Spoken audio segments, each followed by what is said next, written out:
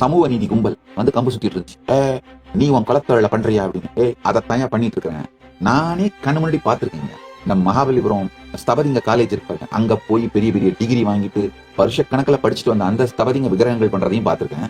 அதெல்லாம் ஒண்ணும் இல்லாம அப்பா கூடயே ஒட்டிக்கிட்டு பற்றையிலேயே சுத்திட்டு அப்பா கூடயே சுத்திட்டு வளர்ற குழந்தைங்க, இந்த பரம்பரை ஸ்தபதிங்க அவங்க விக்கிரகம் பண்றதையும் பார்த்திருக்கீங்க. கண்ணு முன்னாடி பார்த்திருக்கீங்க. ப்ரொசீஜரல் எபிலிட்டிஸ் ட்ரைனிங் இல்லாமலே அந்த ஸ்கில்ஸ் விழிக்கிறத நான் பார்த்திருக்கேங்க.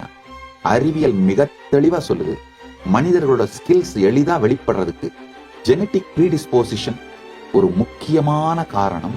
Humans inherit motor predisposition that shape how easily certain skills emerge. ஏற்கனவே நான் ஒரு தடவை இந்த ஜாதி வர்ணம் பத்தி ஒரு சத்சங்கம் கொடுத்திருந்தேன். அதுல நிறைய பேர் இந்த சமூக நீதி கும்பல் வந்து கம்பு சுத்திட்டு இருந்துச்சு. நீ உன் குலத்தொழில பண்றியா அப்படின்னு. அதைத்தான் பண்ணிட்டு இருக்கேன். நாடு நாடாக சென்று உலகம் முழுவதும் சென்று சைவத்தை வேளாண்மை செய்த, வேளாண்மையோடு சைவத்தை வேளாண்மை செய்த சைவ வேளாளர் குலத்தொழில தான் நான் பண்ணிட்டு இருக்கிறேன்.